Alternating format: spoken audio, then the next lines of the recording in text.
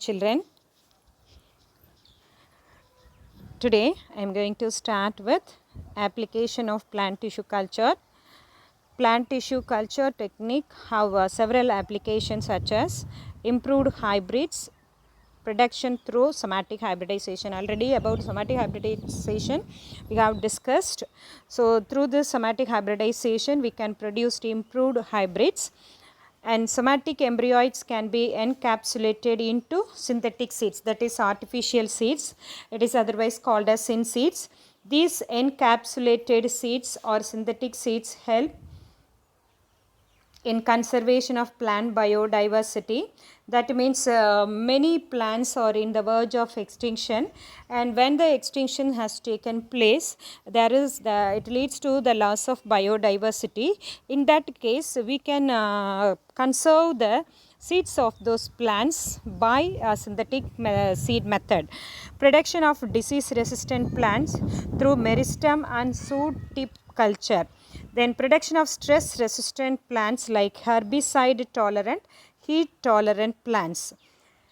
And micropropagation technique to obtain large number of plantlets of both crop and tree species, useful in forestry within a short span of lifetime and all through the year. Production of secondary metabolites from cell cultures utilized in pharmaceutical, cosmetics and food industries. Okay, hope you could understand by your own children. And what is homoclonal variation, gametoclonal variation? It is a 3-mark or 2-mark question as a differentiation. Differentiate between somoclonal and gametoclonal.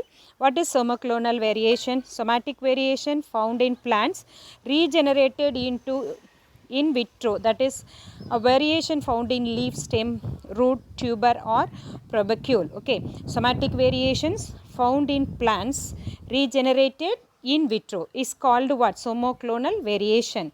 Gametoclonal variation, gametophytic variation found in plants regenerated in vitro is called gametic origin, and is example variation found in gametes and gametophytes.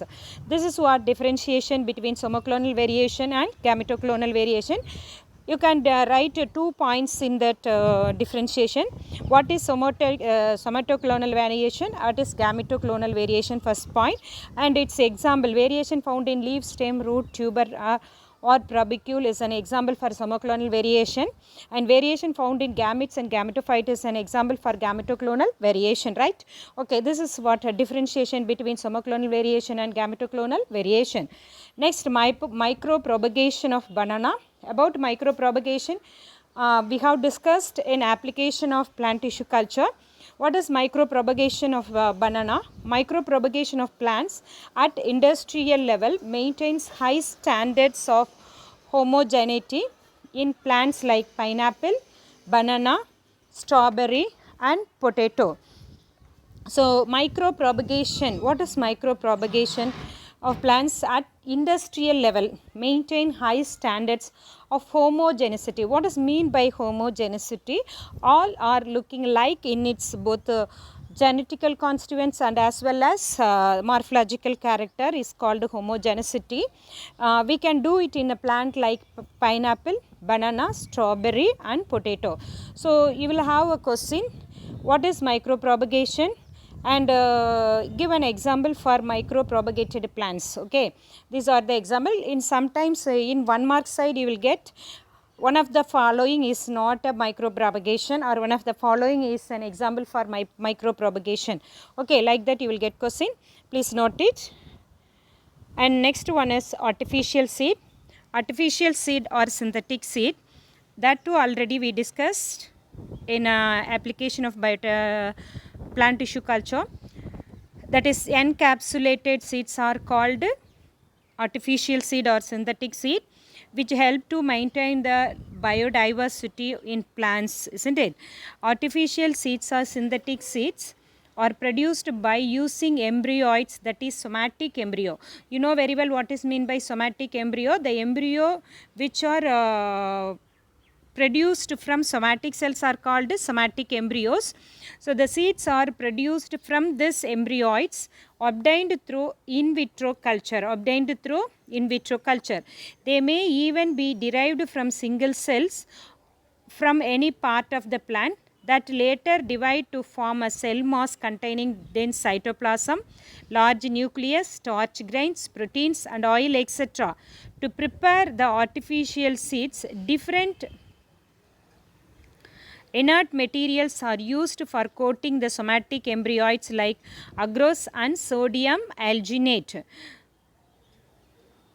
Coating encapsulation is used by sodium alginate and agarose. Okay, as I said earlier, synthetic seeds are produced from embryoids like somatic embryoid, and over that they are coated with some substance.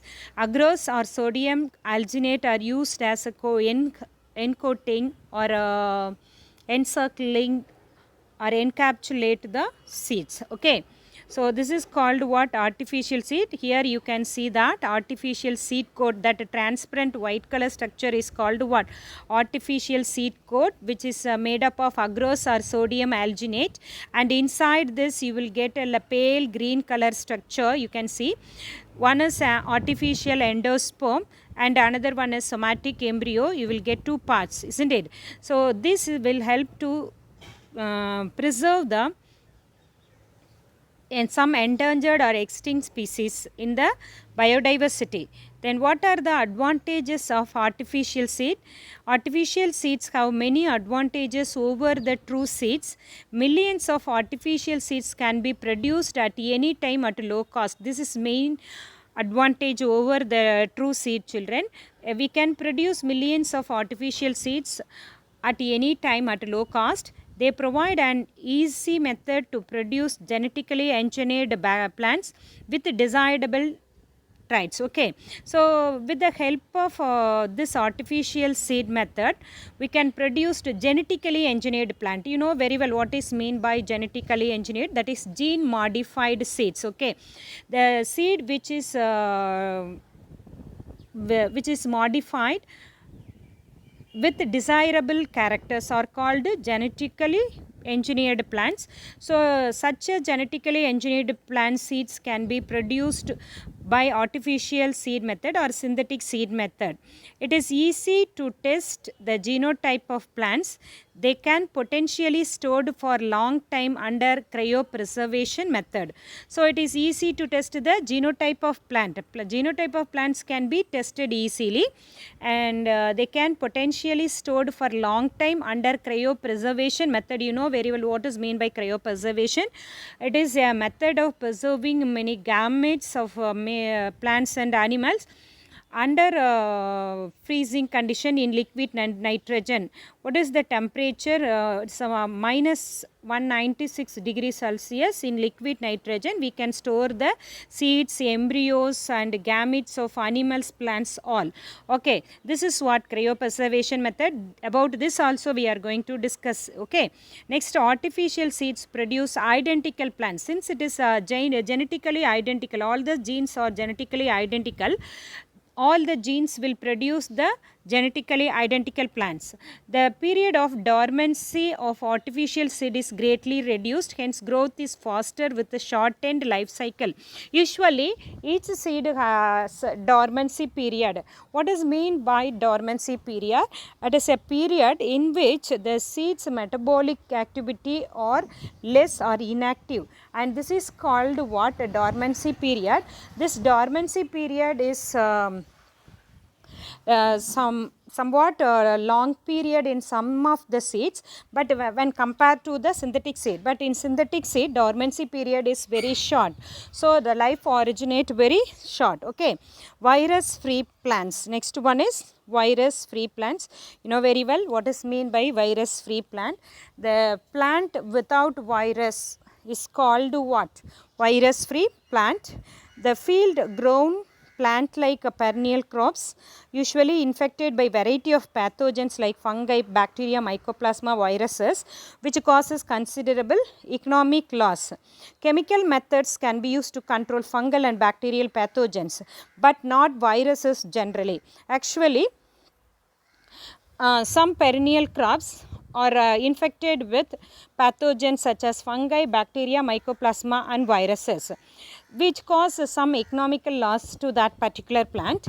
But chemical method, by using chemical method we can control bacteria and fungal growth, but we cannot control the viruses. So in that case we can apply this virus free method. Soot meristem tip culture is the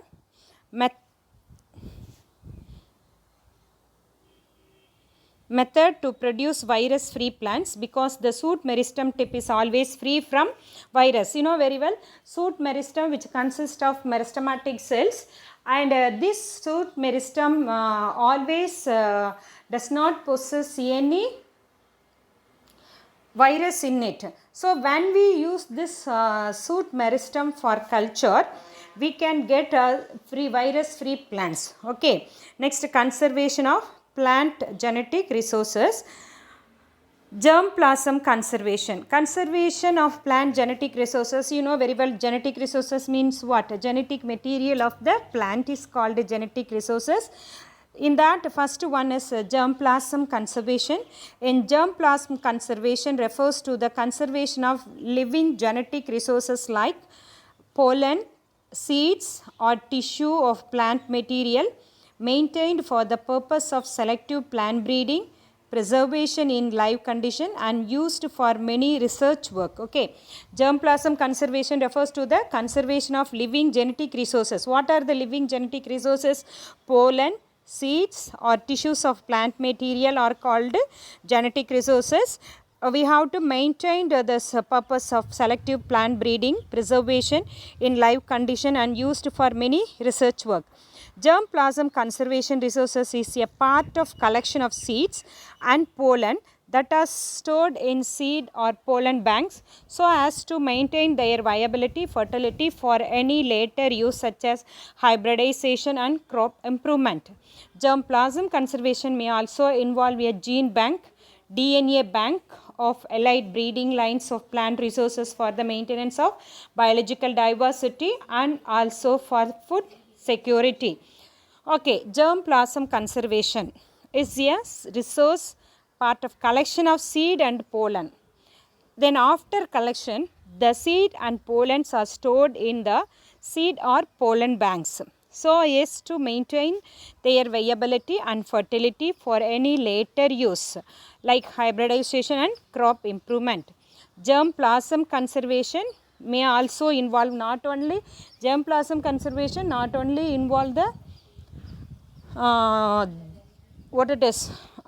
pollen and seed, it also involve the DNA bank, gene bank of allied breeding and for plant resources for the maintenance of biological diversity and also for food security. Next, cryopreservation. The temperature is mentioned here. Preserve the things under minus 195 degrees Celsius in liquid nitrogen is called cryopreservation. Cryopreservation, also known as cryoconservation, is a process by which protoplast, cells, tissues, organelles, organs, extracellular matrix, enzymes or any other biological materials are subjected to preservation by cooling to very low temperature of minus 196 degrees Celsius using liquid nitrogen. So, in cryopreservation, the things such as protoplast, cells, tissues, organelles, organs, extracellular matrix, enzymes or any other biological materials subjected to preserve by cooling of very low temperature, that is minus 196 degrees Celsius using liquid nitrogen is called cryopreservation. At this extreme low temperature, any enzymatic activities or chemical activities of biological material will be totally stopped, and this leads to preservation of material in dormant status. Later these materials can be activated by bringing to room temperature slowly for any experimental work. Okay. So what is cryopreservation? You could understand very clearly, that is some of the genetic material or living parts of the cell will be preserved at very low temperature, that is minus 196 degrees Celsius at liquid nitrogen, and this is called what? Cryopreservation. This low temperature will reduce the active enzymatic chemical activity of biological material will be totally stopped, and the material will be in this dormant status.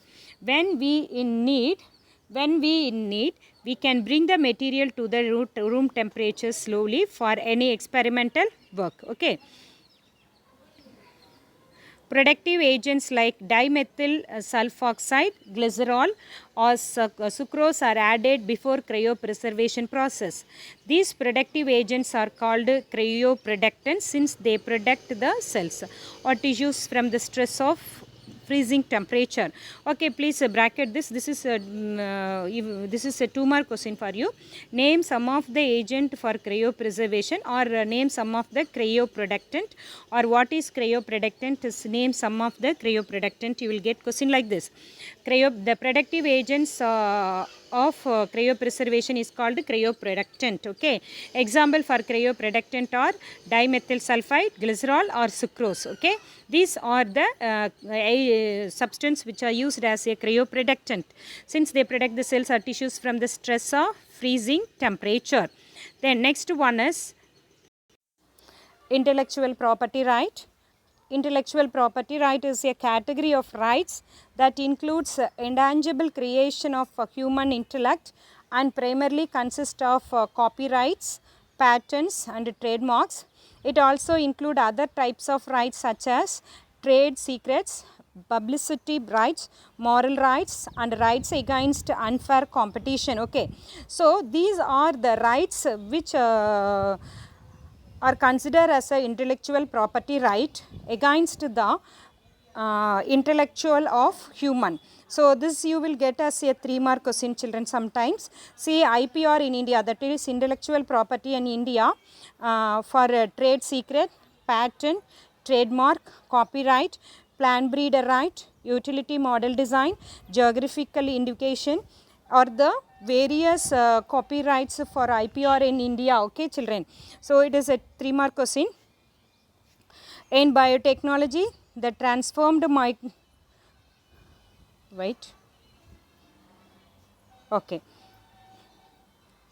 In biotechnology, the transformed microorganisms and plants and technologies for the production of commercial products are exclusively the property of the discoverer only. So in biotechnology, there are many methodologies which were discovered by various scientists. The discoveries of the scientist will be the complete property of discoverer only. So that's what here they are trying to say. In biotechnology, the transformed microorganism. What is mean by transformed microorganism? The microorganism done with gene modification are called transformed microorganism, and also same as the plant, and technologies for the production of commercial product. So by using this transformed microorganism and plants technologies, they are producing commercially important product, and these are exclusively the property of discoverer only, not for others.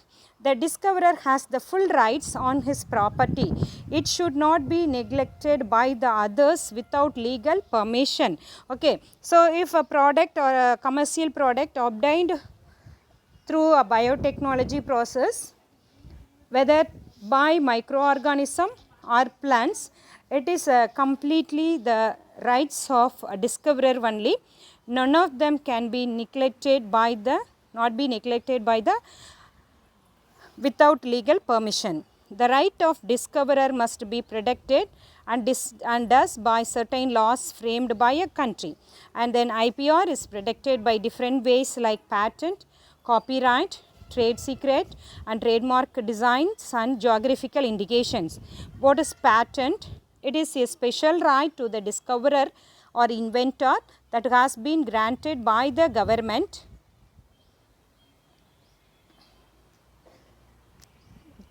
through legislation for trading new articles. Okay. So, that is called what? Patent. They simply, if we speak patent right, any product or any things or any methodologies or any other things discovered newly, and the complete patent right is goes to the discoverer only, not for others.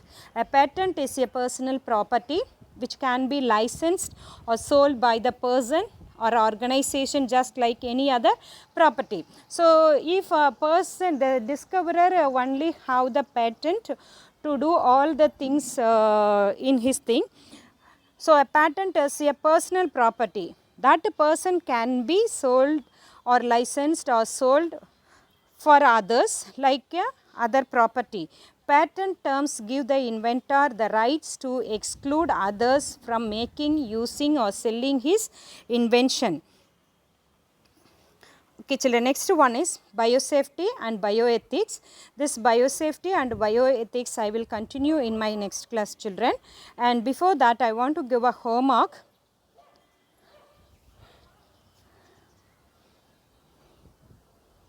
Cryopreservation, it is a 5-mark question, and artificial seeds. These are the two questions. One is cryopreservation and full topic, artificial seed full topic. It's a 2 5-mark question. You will get as a homework, and rest I will say in my next class, children. Bye.